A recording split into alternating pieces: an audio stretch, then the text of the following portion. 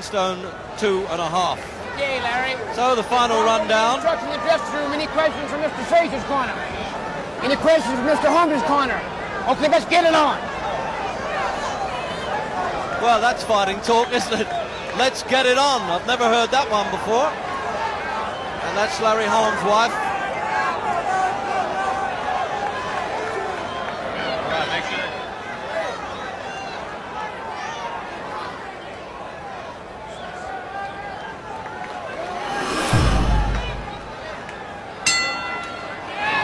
So there, a chance or not for Marvis Fraser. Is he in above his head with only 10 fights? Or is the old man Joe Fraser shrewd to have put him in and take his chance? After all, Joe Fraser knows Larry Holmes backwards, as he boxed with him when he was the world champion. And Fraser, of course, with only 10 fights, but has been around the hard-bitten gymnasiums of the world, boxed in the top American. Just look at this for a show-off at the start then by Marvis Fraser, trying to show contempt for Holmes. And remember, at 34 years of age, there are occasions when heavyweights come apart at the seams overnight. Well, I'm wondering, is this really the night or not? I would suspect that those trunks that Fraser's wearing were his father's. They were certainly the same colour that Joe wore when he fought Ali. A little bit of jeering from the crowd there because there was a wrestling throw coming from Holmes.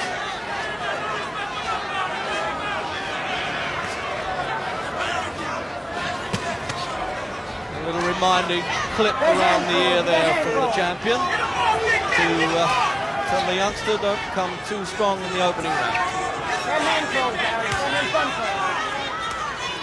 Joe Fraser was telling me that his boy's got to fight 3 minutes every round. By that he means he's got to pitch in punches and try and slow Holmes down, who he reckons is now reduced to spasms of punching during the round to save his strength. But really, you have to say, there's no substitute for experience. He bangs that left hand in. Probably the best left hand punch since the great Joe Lewis.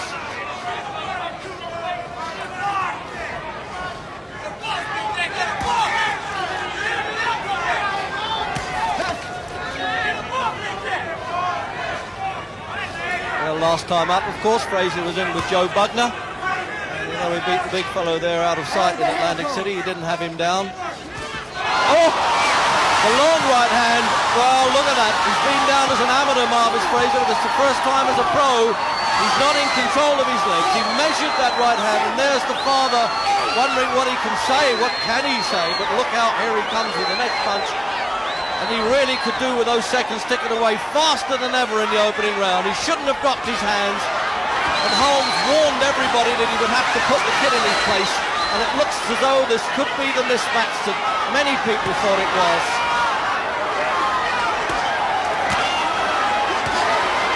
Really putting young Fraser in trouble there. Will he get over this first round? The gun shield comes flying out.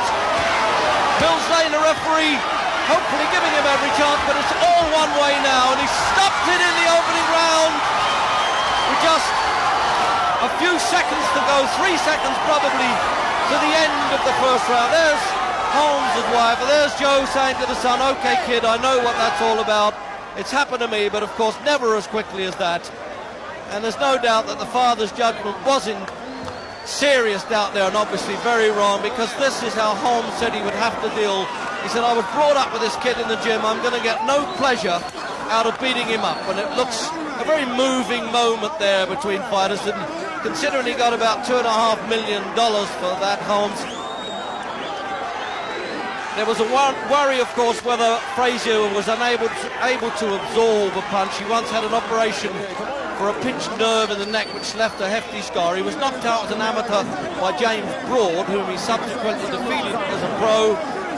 But really, it took enough punishment in that opening round to have lasted him a long time, and perhaps it's just as well that he didn't have to go on taking it for more rounds. So 40